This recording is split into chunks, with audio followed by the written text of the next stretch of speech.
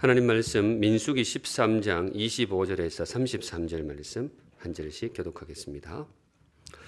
40일 동안 땅을 정탐하기를 마치고 돌아와 바란 광야 가데스에 이르러 모세와 아론과 이스라엘 자손의 온 회중에게 나와 그들에게 보고하고 그 땅의 과일을 보이고 모세에게 말하여 이르되 당신이 우리를 보낸 땅에 간즉 과연 그 땅에 젖과 꿀이 흐르는데 이것은 그 땅의 과일이니이다.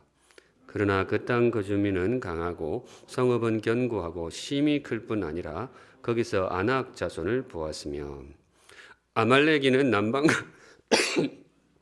땅에 거주하고 헷인과 여부스인과 아모리인은 산지에 거주하고 가나안인은 해변과 요단가에 거주하더이다. 갈렙이 모세 앞에서 백성을 조용하게 하고 이르되 우리가 곧 올라가서 그 땅을 취하자 능히 이기리라 하나. 그와 함께 올라갔던 사람들은 이르되 우리는 능히 올라가서 그 백성을 치지 못하리라. 그들은 우리보다 강하니라 하고 이스라엘 자손 앞에서 그 정탐한 땅을 악평하여 이르되 우리가 두루 다니며 정탐한 땅은 그 거주민을 삼키는 땅이요 거기서 본 모든 백성은 신장이 장대한. 같이 읽겠습니다. 거기서 네피림 무손인 아낙 자손의 거인들을 보았나니 우리는 스스로 보기에도 메뚜기 같으니 그들이 보기에도 그와 같았을 것이니라. 아멘. 네, 오늘 이 말씀으로 주님 주시는 메시지를 함께 받도록 하겠습니다. 읽으신 대로 오늘 본문은 정탐꾼 사건인데요. 민수기에 안타까운 사건들이 많이 나옵니다. 앞으로 더 안타까운 사건도 있어요. 그런데 여럿 나오는데 오늘 이 사건도 매우 안타까운 사건인데 바로 이곳에서 이스라엘 백성의 그 행진이 좌초됩니다. 좌초라는 말이 참 안타까운 말인데 바로 이 대목에서 그게 일어납니다. 약속의 땅 가나안을 목전에 두고 백성이 소위 회군을 하게 됩니다. 걸음을 되돌리게 돼요. 추수를 앞두고 밭을 갈아엎듯이 영광스러운 출애굽 구원 역사에 결실을 맺을 순간인데 그 출애굽에서 애굽을 떠나올 때 이분들이 광야에서 살자고 나온 게 아니잖아요. 어디에 들어가자고? 가나안에 들어가자고 나왔는데 지금 바로 가나안 약속의 땅이 눈앞에 있는 거예요. 그런데 바로 여기서 어처구니 없게도 걸음을 되돌리게 됩니다. 이스라엘 역사에 정말로 뼈아픈 순간인데 왜 이런 안타까운 일이 벌어졌을까? 도대체 이렇게 이분들이 걸음을 되돌리게 된 이유가 무엇일까? 그 이유가 바로 이 오늘 본문에 나옵니다. 정탐의 실패입니다. 이분들이 정탐을 실패를 했어요. 다른 말로 눈의 실패다 그렇게 부를 수 있어요. 우리 삶에 이 눈이 참 중요하잖아요. 손과 발도 참 중요하지만은 이 눈이 참 요긴합니다. 세상을 어떻게 바라보느냐, 어떤 눈으로 이 땅을 바라보느냐, 그것이 우리의 삶의 그 걸음에 정말 결정적인 영향을 미치게 됩니다. 긍정적으로도 그렇지만은 부정적으로도 그래요. 세상을 어떻게 바라보느냐, 여기에 따라서 우리의 걸음이 행진이 될 수 있어요. 의미 가득 보무도 당당한 행진이 될 수도 있지만은 이 마음의 눈이 어두워져 버리면 그 걸음이 행진이 아니고 우왕좌왕 이 방황으로 전락할 수도 있다는 것입니다. 이스라엘 백성에게 바로 이런 안타까운 일이 여기서 벌어진 거예요. 왜 그랬을까? 이 시간 성도의 눈을 묵상하려고 합니다. 이 성도로서 세상을 어떤 눈으로 바라보아야 될까? 우리가 삶의 걸음을 걸어갈 때에 어떤 눈으로 이 걸음을 걸어가야 할 것인가? 묵상하실 때에 바라기는 우리 샘물의 걸음, 우리 성도들의 걸음이 우왕좌왕 방황이 아니고 의미 가득 보무도 당당한 행진이 될 수 있기를 우리 주님의 이름으로 축복합니다. 네. 어떤 눈을 가지고 이 세상을 보아야 할까? 들어갑니다. 제일 먼저 첫째, 정직입니다. 정직한 눈, 현실을 직시하라. 흔히 이제 보통 제대로 살려면 현실을 직시해야 된다. 그런 말 많이 하잖아요. 현실을 직시해야 된다. 맞는 말이죠. 그런데 그게 성도의 삶에도 그대로 적용이 됩니다. 성도의 걸음 역시 정직해야 하고 현실을 직시해야 합니다. 물론 이제 성도의 걸음이 때로 현실을 초월하기도 합니다. 성도의 걸음은 현실에 매몰되면 안 되잖아요. 그런데 그럼에도 불구하고 우리가 꼭 기억해야 될 것이 성도의 걸음이라고 해서 현실을 무시해서는 안 됩니다. 주께서 우리에게 이 땅을 주셨고 현실 속에 살게 하셨어요. 그러면 성도의 걸음 역시 현실을 직시해야 한다. 이 교훈을 마음에 새기시면 좋겠습니다. 오늘 본문에 하나님께서 정탐꾼을 보내는데 그 이유가 바로 여기에 있습니다. 정탐을 왜 보내셨느냐? 현실을 뭐예요? 직시하라고 보내신 거예요. 정탐의 시간은 곧 현실을 직시하는 그런 시간이었다. 그렇게 보시면 되겠는데요. 25절에 보시면 40일 동안 땅을 정탐하기를 마치고 돌아왔다. 40일을 가나안 땅을 돌아다니게 한 거예요. 땅이 넓으니까 뭐 시간이 더 있으면 좋겠지만은 40일 정도면 현실을 파악하는데 아마 충분했을 거예요. 그걸 돌아보게 하신 거예요. 그리고 나서 이제 정탐꾼들이 보고를 하는데 27절에 보시면 모세에게 말라여 이르되 당신이 우리를 보낸 땅에 간즉 과연 그 땅에 젖과 꿀이 흐르는데 정말로 젖과 꿀이 흐르는 땅입니다. 이것은 그 땅의 과일이니이다. 들어가서 이제 직접 현실을 눈으로 보니까 정말 괜찮은 땅인 거예요. 너무 비옥해요. 이 과일을 가져와서 보내주는데 오늘 읽진 않았습니다만 23절 앞에 보면 포도송이를 따가지고 와요. 그 가나안 땅에서. 그런데 알이 굉장히 컸던가 봐요. 두 사람이 짝대기에 꿰어가지고 메고 오는 모습을 보여줍니다. 그러니까 그만큼 이 땅이 정말 비옥하고 정말로 그야말로 젖과 꿀이 흐르는 땅인 거예요. 그걸 이제 백성들이 눈으로 보는 거죠. 아마 이스라엘 백성들의 가슴이 정말로 뜨겁게 벅차올랐을 것입니다. 아, 정말 하나님이 우리에게 좋은 땅을 예비하셨구나. 근데 여기까지는 좋은데 그 다음 28절부터 분위기가 좀 바뀝니다. 28절에 그러나 그 땅 거주민은 강하고 성읍은 견고하고 심히 클 뿐 아니라 거기서 안악 자손을 보았으며 들어가 보니까 주민이 굉장히 강한 거예요. 성읍도 굉장히 견고하고 거기서 보통 안악 자손 그러면 거인 족속으로 통하거든요. 그것을 보았다. 이걸 보고를 하는 거예요. 성도 여러분, 이 28절 이 구절을 이름을 붙인다면 어떻게 붙이면 좋을까요? 긍정적인 보고 아니면 비관적인 보고. 요즘 뭐 목사가 물으면 대부분 둘 다 이러면 된다고 이제 샘물에 그런 게 있는데 뭐 이때는 저는 이건 둘 다 별로 마음에 안 들어요. 저는 이 28절을 어떻게 부르는가 하면 정직한 보고였다. 아주 정확하고 현실적인 보고였다. 정탐꾼들이 일을 제대로 한 거예요. 무슨 일을 할 때 밝은 면만 보면 안 되잖아요. 항상 이 그늘이 있거든요. 어두운 면도 같이 봐야 되는데 정탐꾼들이 그걸 정확하게 캐치해서 온 거예요. 우리가 읽진 않았지만 오늘 13장 전체를 읽으면 좋은데 앞부분에 정탐꾼을 차출하는 장면이 나오거든요. 12지파인데 한 지파에 한 명씩 제일 괜찮은 사람을 보내요. 똑똑한 지휘관급으로 보내는데 역시 들어가서 정탐해 오는데 정확하게 해오는 거예요. 물론 가나안 땅은 굉장히 좋고 비옥하고 풍요로 그래서 너무 좋은데 이분들이 현실을 딱 보니까 뭐예요? 그 땅에 사는 거민이 뭐예요? 너무 강한 거예요. 성읍도 굉장히 탄탄하게 되어 있고 거인 족속도 있고 가나안 땅에 들어간다는 것이 결국 그들과 전쟁에 싸워서 이겨서 차지해야 되는데 현실적으로 만만치 않겠다. 이걸 파악하고 온 거죠. 저는 그런 의미에서 이 정탐꾼들의 보고가 조금 어두운 면은 있지만은 매우 정직했고 매우 성숙한 보고였다. 저는 그렇게 말씀드리고 싶어요.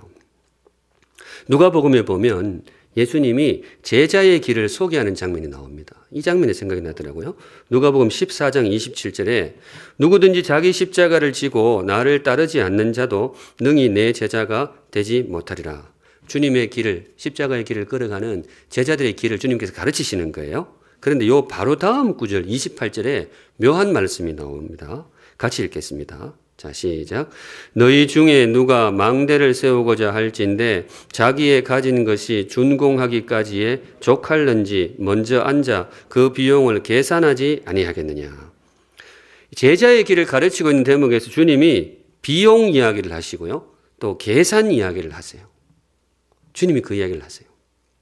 어떻게 보면 사실 좀 어울리지 않는 일 같아요. 제자들의 길이면 조금 다른 걸 이야기할 수 있잖아요. 뭐 믿음을 이야기한다든가 용기와 도전을 이야기한다 할 수 있는데 주님은 비용 이야기하고 계산 이야기를 하세요.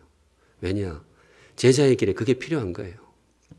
구체적인 이유가 이제 뒷부분에 나오는데 29절에 그렇게 아니하여 그 기초만 쌓고 능히 이루지 못하면 계산이 잘못되었는데 괜히 덤벼들었다가 이루지 못하면 보는 자가 다 뭐예요? 비웃을 수 있다는 거예요. 이르되 이 사람이 공사를 시작하고 능히 이루지 못하였다 하리라.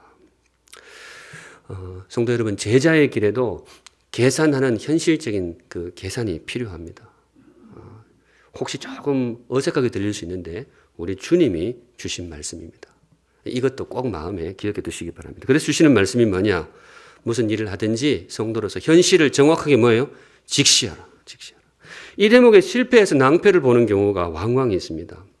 뭐 이미 여러 그런 일들이 있었기 때문에 교회를 건축하고 난 뒤에 너무 무리해서 건축을 한 거예요. 하고 나서 재정적으로 감당이 안 되어서 교회 건물이 넘어가는 경우가 있어요. 그럴 때는 대체로 이단 쪽으로 넘어가요. 굉장히 안타까운데 지금도 있습니다. 저는 목회자들 사이에 들려오는 소식들이 있으니까 굉장히 안타까운 소식이 뭔가 하면 무리하게 교회를 건축했던 그 교회들 중에 근근히 버티고 왔는데 코로나로 직격탄을 맞은 거예요. 더 이상 이게 감당이 안 돼서 지금 곧 소식이 들려올 그런 경우가 좀 있어요. 굉장히 마음이 안타깝고 그렇습니다. 정말 이럴 때 겸허히 돌아봐야 됩니다.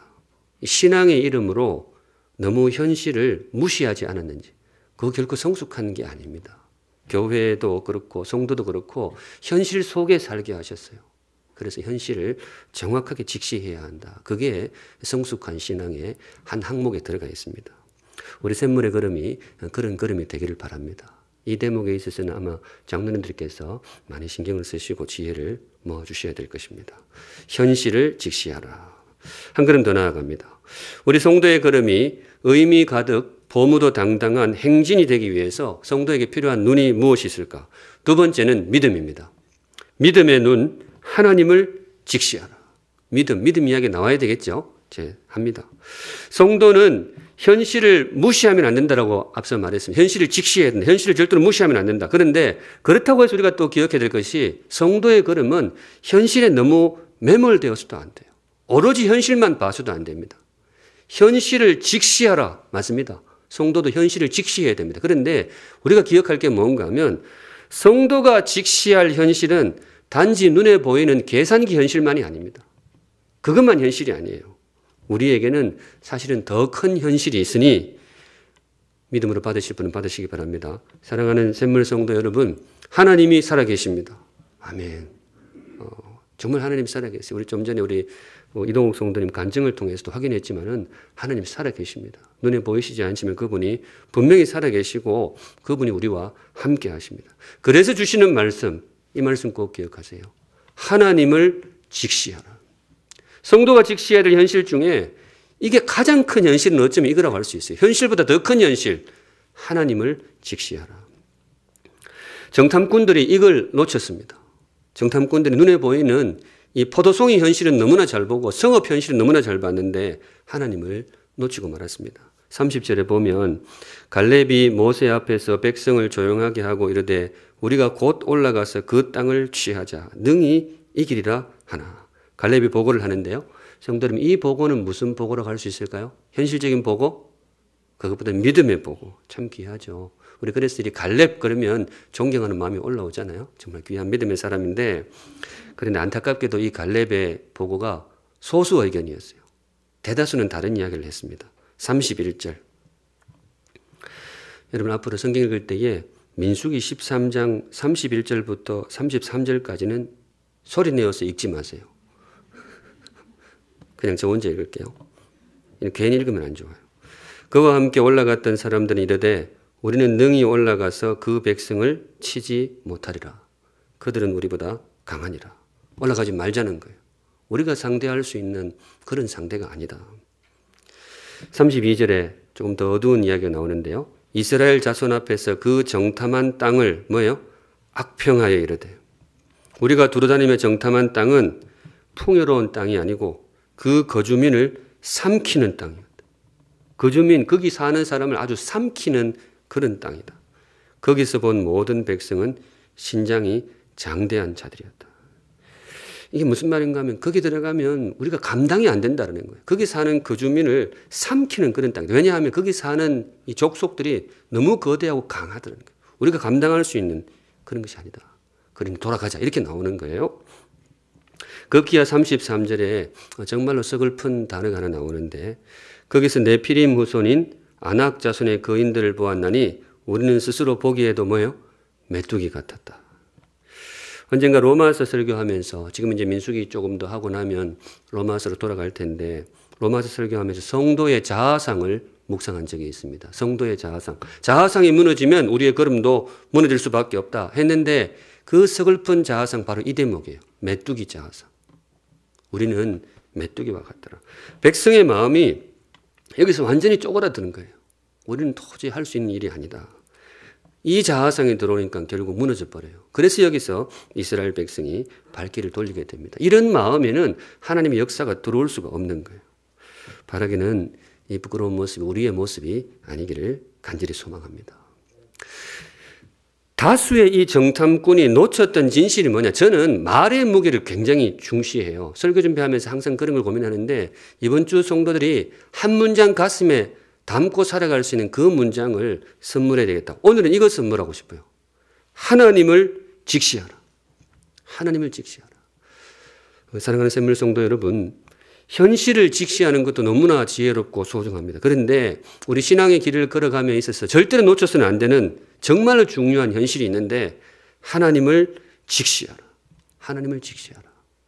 우리 샘물의 걸음은 그런 걸음이기를 바랍니다. 현실을 절대로 무시해서는 안 돼요.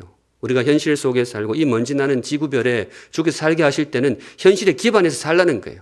그런데 우리가 절대로 놓쳐서는 안 되는 것은 우리 눈앞에 가장 큰 현실은 눈에 보이는 그 현실보다도 하나님이 살아계신다. 바로 그 믿음 품고 나아갈 때에 주께서 우리의 걸음을 의미 가득 보무도당당한 행진이 되게 하실 줄로 믿습니다.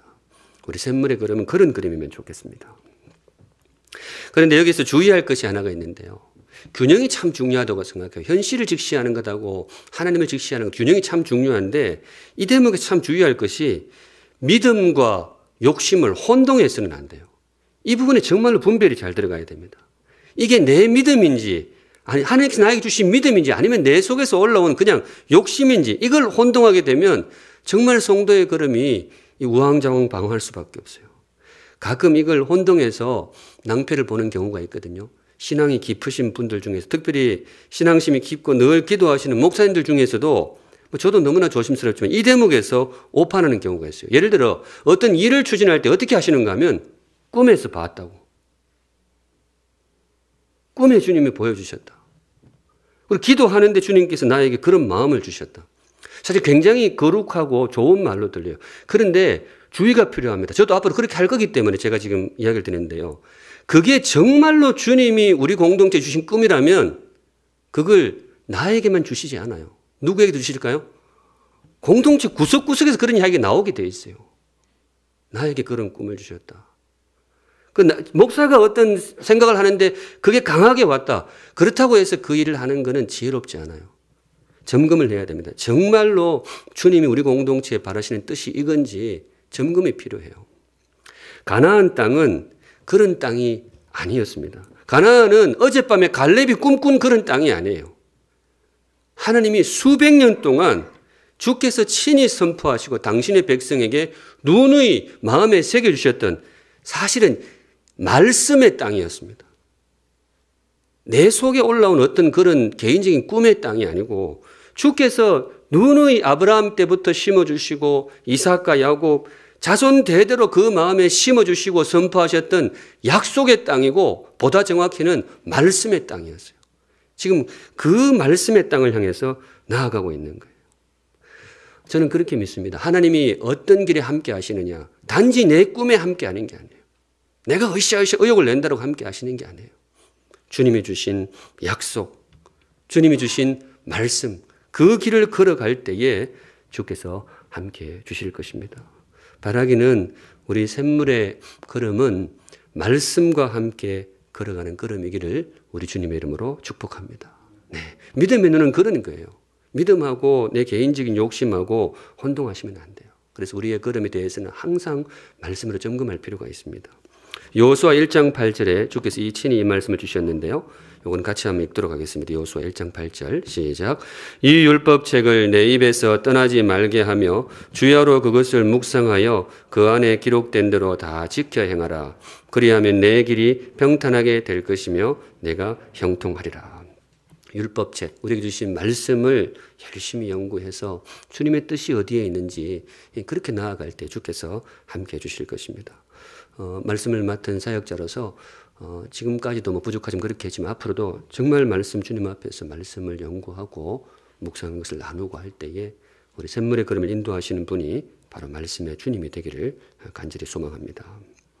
마지막으로 성도에게 필요한 눈이 무엇일까? 정직한 눈, 믿음의 눈을 묵상했는데요. 마지막으로 우리 성도에 꼭 필요한 눈이 무엇일까? 소명입니다. 소명의 눈, 성공보다 소명을 따라가라. 오늘 본문에서 사실은 가장 강하게 저에게 주신 말씀이 이겁니다. 성공보다 소명을 따라가라. 사랑하는 샘물 성도 여러분, 제가 여러분들을 참 사랑합니다. 굉장히 좋아합니다. 그런 것 같지 않으세요? 그래서 드리는 말씀인데 우리 성도 여러분 다들 성공하는 인생이 되시기를 주님의 이름으로 축복합니다. 네, 꼭 성공하시면 좋겠어요. 사실은 새벽에 와서 기도하면 제가 늘 그렇게 생각해요. 목사의 기도가 너무 속물적이다.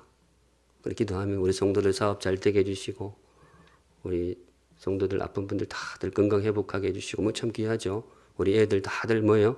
공부도 잘하고 청년들 다 취업도 잘 되고 이것도 잘 되고 다 잘 되면 좋겠다고 그렇게 기도를 합니다. 왜냐하면 저는 이제 솔직한 심정으로 우리 성도들 다 성공했으면 좋겠어요. 그런데 오늘은 더 진심으로 목사로서 더 바라는 정말 제 속에 있는 여러분들을 향한 소망을 말씀드리고 싶습니다. 저는 우리 샘물 성도들이 성공하는 삶을 너무나 바라지만은 때로 성공보다 소명을 따라 가시는 우리 샘물 성도들 되시기를 우리 주님의 이름으로 축복합니다. 네. 저는 앞으로 그렇게 기도하고 싶어요. 하나님, 우리 샘물 성도들이 다 성공하는 것도 좋은데 때로는 조금 덜 성공해도 소명 따라가는 인생이 되게 하여 주시옵소서. 그렇게 기도해도 될까요? 기도할 때는 허락을 받고 해야지. 왜냐하면 제가 생각할 때에 그 삶이 정말로 귀한 삶 같아요. 저도 그렇게 살고 싶고 현실을 직시하는 눈도 필요하고 그 다음에 하나님을 바라보는 그 믿음의 눈도 필요한데 정말로 소중한 게 이거 같아요. 성도의 길에 절대로 빠질 수 없는 아름다운 요소, 소명 따라가는 삶. 그게 진정 성도다운 삶이 아닐까.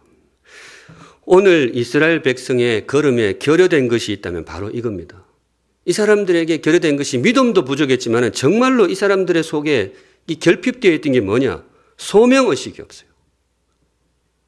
이분들의 그 삶의 요소에 있어서 소명이 보이지 않아요. 이 사람들이 왜 가나안을 목전에 두고 거기서 걸음을 되돌리느냐? 왜 거기 들어가지 않고 가나안 땅을 포기하려고 하느냐? 가나안 땅이 비옥한 것은 분명해요. 정말 풍요롭단 말이죠. 과일도 굉장히 좋고 너무 좋아요. 그런데 왜 거기서 돌아서려고 하느냐? 딱 보니까 들어갔다가 고생길이 훤한 거예요. 고생길이 훤해요. 아까 읽을 때 거주민을 삼키는 땅 기억나시죠? 그 땅을 악평하여 가로되 이 땅은 참 비옥하지만 거주민을 삼키는 땅입니다. 이게 무슨 말인가 하면요. 노리는 사람들이 너무 많다는 거예요. 땅이 비옥하면 차지하고 싶어서 눈독 들이는 사람들이 많을 수밖에 없잖아요. 가나안 땅이 그런 땅이었던 거예요. 그러니까 다들 그 땅을 차지하고 싶어요. 그러니까 그 땅에 들어와 있는 백성도 허접한 가벼운 백성이 들어와 있는 것이 아니고 안악 자손들이 거기 들어와 있는 거예요. 왜냐? 땅이 뭐예요? 좋으니까 그러는 거예요. 근데 딱 와서 보니까 땅은 좋은데 딱 생각해 보니까 들어갔다가 인생 완전히 꼬이게 생긴 거예요. 차지하는 것도 너무 힘이 들고 차지한다고 해도 두고 싸워서 지켜야 될 땅이에요. 왜냐? 눈독 들이는 민족들이 너무 많은 거예요. 그래서 이분들이 돌았습니다. 성경에 기록은 안 되어 있지만 이분들의 소신이 뭔가 하면 인생을 그렇게 복잡하게 살 필요 있냐. 들어가서 괜히 생고생하지 말고 가자. 조금 편안한 데 가서 살자. 이렇게 나온 거예요. 성도 여러분, 이 백성의 태도를 어떻게 이름 붙이면 좋을까요? 비겁한 삶? 저는 그렇게까지 말하고 싶진 않아요. 어떻게 보면 굉장히 지혜로운 현실적으로 판단한 거예요. 인생 처세술의 측면에서는 참 괜찮은 판단이었다. 그렇게 생각할 수도 있어요. 그렇잖아요. 괜히 거기 들어가서 인생 꼬이고 그렇게 한평생 무기 들고 살 이유가 어디 있겠어요. 그런데 이게 진짜 본론인데요. 그분들의 판단이 인간적인 측면에서는 조금 지혜롭고 처세술적인 측면에서 나름 똑똑하다고 할 수 있지만 적어도 뭔가 하면 성도의 걸음은 아니라 이거예요. 성도가 살 만한 걸음은 아니라 이거죠. 성도는 소명을 따라가는 사람이거든요. 갈렙이 왜 그 길을 가자고 했을까? 열정탐꾼이 다 가지 말자 그러는데 갈렙은 왜 우리 올라가서 차지합시다. 왜 그랬을까? 갈렙의 눈에는 그 고생길이 눈에 안 들어왔기 때문에 그랬을까? 그렇지 않아요. 누구보다도 현실을 직시했어요. 이 땅에 들어가면 두고두고 싸워야 되고 그 아낙 자손 거인들과 싸워야 된다는 것을 누구보다도 제일 잘 아는 사람이 누군가 하면 갈렙이에요. 우리 언젠가 말씀 묵상했지만 이 산지를 내게 주옵소서. 그게 누구겠어요? 이 사람입니다. 정확하게 보고 왔어요. 들어가면 인생 고달플 수도 있다. 힘겨울 수도 있다. 딱 눈에 보았어요. 그런데 그럼에도 불구하고 갈렙은 가자 그럽니다. 우리 올라갑시다. 이유가 뭐겠을까요? 왜 올라가자 그랬을까요? 저는 딱 보여요. 가야 할 길이니까 가자는 거예요. 가야 할 길이니까 가자. 거기에 주님의 약속이 있고 거기에 성도의 소명이 있으니까 우리가 가야 할 길이니까 갑시다. 단순한 판단이었다고 생각해요. 저는 이게 성도의 걸음이라고 믿습니다. 소명을 따라갈 때는 갈렙처럼. 갑자기 목소리가 막 올라오는데. 저는 좀 부족하지만 그렇게 살고 싶어요. 성도는 가고 싶은 길만 가는 사람은 인생이지 성도는 아니에요. 성공적인 길을 쫓아가는 사람은 지혜로운 인생이고 정말 부러운 인생이지만은 적어도 성도는 아니에요. 성도는 뭐냐? 가야 할 길이라면 가는 사람. 길바닥이 좀 거칠고 뭔가 많아도 가야 할 길이라면 가는 사람. 저는 그게 성도라고 믿습니다. 오늘 이스라엘 백성에게 결정적으로 결핍된 것은 그거예요. 이 사람들이 믿음이 부족했다. 믿음도 부족하죠. 그런데 믿음이 갑자기 막 올라오는 그런 게 아니에요. 어떤 사람이 갑자기 아니에요. 이 사람들에게 결정적으로 부족했던 것은 그리고 갈렙의 가슴 속에서 결정적으로 새겨져 있었던 차이가 뭐냐? 소명입니다. 가야 할 길이면 가는 거예요. 그게 믿음이고 바로 그 길에 주님께서 함께 하실 줄로 믿습니다. 저는 그래서 우리 샘물의 걸음은 그런 걸음이면 좋겠어요. 현실적인 판단도 너무나 중요하고 믿음으로 합시다. 의기투합하는 것도 너무 좋다고 생각해요. 그런데 정말 가야 할 길이라면 주님의 부르심이 있는 길이라면 가야 할 길은 가는 인생. 우리 샘물 성도의 걸음은 그런 걸음이 되시기를 우리 주님의 이름으로 축복합니다. 저는 그런 삶을 같이 가셨으면 좋겠어요. 이제 설교에 좀 남은 시간은 제가 소명에 관해서 저에게 주신 깨달음 몇 가지를 소개하고 설교를 마무리하고 싶습니다. 소명에 관해서는 저도 좀 경험이 있어서 지금부터 드리는 말씀은 꼭 주님의 말씀으로 받지 않아도 좋습니다.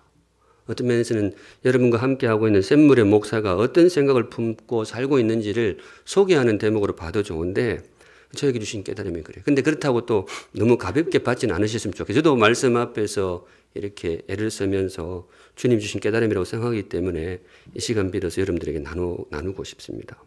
소명에 관해서 주께서 저에게 주신 깨달음 한 3가지 정도 있는데 우선 첫째, 소명은 직업이 아니라 순간순간의 판단이다. 저는 그렇게 믿어요. 소명은 20대 때 어떤 직업 결정할 때만 오는 게 아니에요. 소명은 특정한 직업이 아니고 순간순간의 판단이다. 그러니까 주님 오시는 그날까지 우리가 생을 마감하는 그날까지 항상 소명의 순간이 있는 거예요. 이스라엘 백성들 앞에 지금 그게 왔어요. 가나안 땅으로 들어갈 것이냐 돌아갈 것이냐. 이 결단의 순간이 바로 소명의 순간이다. 저는 그렇게 믿습니다. 공감이 되시면 마음에 새겨두시면 좋겠습니다. 소명은 직업이 아니라 뭐예요? 순간순간의 판단이다. 오늘이 그날일 수도 있습니다. 두 번째, 참 저한테는 뼈아픈 깨달음이 하나 있었는데요. 소명에 관해서. 소명의 길이라고 꼭 성공하는 것은 아니다. 여러분 꼭 기억하세요. 소명의 길이라고 꼭 성공하는 것은 아니에요. 순탄한 것도 아니고 고생이 가득한 그런 길도 많아요. 제 인생에도 조금 굵직굵직한 소명의 순간이 한 3번, 4번 정도 있었던 것 같아요. 매일이 그런 순간이지만은 좀 구비가 되는 그런 서너 번 정도 있었는데 어느 한순간을 제가 지금 설교 준비에 떠올려 봤어요. 근데 그때 주님의 부르심이 분명히 보였어요. 그래서 주님의 제가 소명에 순종해서 그 길을 순종했어요. 근데 주변에서 말리는 분들이 굉장히 많더라고요. 가지 말라고. 저를 아끼는 분들이 국제전화까지 줘가면서 가지 마라. 그래서 제가 어떻게 했을까요? 좀 갔어요. 왜냐? 고집이 세서 그런 것도 있지만은 그 주님의 부르심이 너무 분명했어요. 너무 부르심이 확실했어요. 제가 그래 갔어요. 그러면서 속으로 뭐 생각했는가 하면 내한테 전화 준 사람은 나중에 부끄러울 거야. 분명히 주님의 부르심이 있는데 내가 귀한 열매 가지고 한번 짠 하리라 해가지고 진짜 보무도 당당하게 딱 시작을 했는데 진짜 고생 엄청 했어요. 고생 엄청 하고. 물론 이제 그러니까 그게 정말 저 인생의 가장 힘든 시기 중에 하나였어요. 근데 물론 변명하는 건 아니고요. 제 부족함 때문에 그랬어요. 제 허물 때문에 그 길이 참 힘들었어요. 그래서 한참 힘들 때 그런 생각을 했어요. 내가 그때 부르심이 아닌데 착각했던 거 아닌가? 주님의 부르심이 아닌데 그냥 내 욕심으로 끼 들어온 게 아닐까? 근데 10번이고 100번이고 고쳐 생각해도 뭐예요? 분명히 주님의 부르심이 맞았어요. 그거는. 그래서 제가 그때 이제 귀하게 깨달은 게 있어요. 소명이라고 항상 빛나는 것은 아니다. 혹시 주님의 부르심에 순종해서 주님의 뜻을 가려고 하는 분들에게 어떤 참조가 되시면 좋겠습니다. 너무 슬픈가요? 소명이라고 항상 성공하는 것은 아니에요. 마지막 세 번째 한 가지 남았는데요. 마지막 세 번째는 밝은 걸까요? 어두운 걸까요? 세 번째, 꼭 성공해야 성공은 아니다. 좀 어둡죠? 그래도 그렇습니다. 제가 이제 걸어가면서 어떤 면에서는 샘물의 걸음도 그 중에 하나인데요. 삶의 성공이 꼭 성공에만 있는 것은 아니다. 사실 이번 주 묵상하면서 정리한 언어인데요. 저는 그렇게 생각이 돼요. 설령 실패를 해도 주님의 부르심이라면, 내 삶의 주인의 부르심이라면 거기에 순종하는 것 자체로 귀하다. 그래서 비록 그때 그거를 어떤 실패를 제가 변명하고 싶진 않아요. 분명히 저의 허물고 저의 그릇이 안 돼서 감당치 못했던 거예요. 그런데 그래도 부족함 때문에 그런 것이 있었지만은 주의 부르심에 순종하면 그것 자체로 제 삶에서는 괜찮다. 그렇게 좀 위로를 하고 싶습니다. 설령 제가 한때는 언젠가 이 설교를 한번 하고 오해를 굉장히 받은 적이 있었는데 젊은 시절 올라오는 거 가지고 제가 어디 가서 크게 외친 적이 있어요. 제가 뭐라고 외쳤는가 하면 나는 성공을 해도 소명의 길에서 성공하고 싶고 쫄딱 망해도 뭐예요? 이 바닥에서 망하고 싶습니다. 네, 이랬어요. 그게 오해를 좀 산 적이 있었어요. 근데 다시 고쳐 생각해도 막 그래 살고 싶어요. 성도 여러분, 저는 샘물에 부르신 부르심이 지금 그렇게 믿고 있어요. 하나님의 부르심이었다면 성공을 해도 이 소명의 길에서 성공하고 싶고 쫄딱 망해도 뭐예요? 여기서 망하고 싶어요. 왜냐? 소명의 길에서 실패하는 것이 소명 바깥에서 성공하는 것보다 나은 것 같아요. 내 삶의 주인의 부르심이 있는 그런 길이라면 그 길에서 생고생하다가 좀 실패를 해도 그 바깥에서 안 빈 낙도보다 더 행복하다. 그렇죠. 하는 말 다 넣었는데. 안 받으셔도 좋은데 공감이 되시면 좋겠어요. 적어도 샘물 목사가 여러분들과 함께하는 목사가 어떤 생각을 갖고 사는지 그 정도를 받으시면 좋겠습니다. 그런데 저 개인적으로는 주님이 저에게 주신 말씀이라고 믿고 그렇게 나아갈 겁니다. 오늘 여기까지 하겠습니다. 말씀 정리합니다. 오늘 주님께서 우리에게 주신 말씀, 성도의 눈. 성도로서 우리 정말 귀한 눈을 가지고 귀한 삶을 살아야 되겠죠. 정직하게 현실을 직시할 수 있기를 바랍니다. 그런데 현실에 매몰되지 말고 가장 큰 현실인 하나님을 바라보고 나아갈 수 있기를 바랍니다. 그런데 우리 삶에 걸어가는 나침판은 그 무엇도 아니고 주께서 우리를 부르신 소명이 되기를 바랍니다. 바로 그 걸음에서 그 귀한 걸음을 걸어가시는 복된 주의 자녀들 되시기를 우리 주님의 이름으로 축복합니다. 아멘. 우리 함께 찬양하겠습니다. 시선이라는 찬양인데요. 내게로부터 눈을 들어 주를 보기 시작할 때 주의 일을 보겠네. 우리 오늘 말씀 기억하시면서 고백하는 마음으로 찬양하겠습니다. 거룩하신 하나님 아버지, 믿음의 선조들의 실패의 장면을 한 카트 돌아보았습니다. 하나님, 성도의 걸음이 참 품위가 있을 때도 있고 때로는 부끄럽게 좌초될 때도 있음을 마음에 새깁니다. 현실을 직시하면서도 하나님을 직시할 줄 알고 무엇보다 소명 따라 가야 할 길이면 조금 힘겨워도 갈 줄 아는 믿음의 걸음이 될 수 있도록 우리와 함께하여 주시옵소서. 성도들의 걸음에 지혜와 필요한 용기와 믿음을 풍성하게 허락하여 주시되 사랑하는 우리 자녀들에게 갑절로 허락하여 주시옵소서. 거룩하신 하나님 아버지, 오늘도 귀한 성도들 하나님께 마음의 고백과 감사와 기도의 제목을 담아서 하나님께 헌물을 올려드립니다. 기쁘게 받으시고 우리 샘물 성도들을 가장 복되고 제일 존귀한 길로 인도하여 주시옵소서. 아멘. 지금은 우리 구주 예수 그리스도의 은혜와 하나님 아버지의 그 크신 사랑과 지금도 우리와 함께 하셔서 우리의 걸음을 인도하시는 성령 하나님의 세밀한 임재하심이 머리 숙여 주를 예배하는 모든 사랑하는 샘물 백성들 머리 위에 그 앞길 위에 이제로부터 영원까지 항상 함께 계실지어다. 아멘.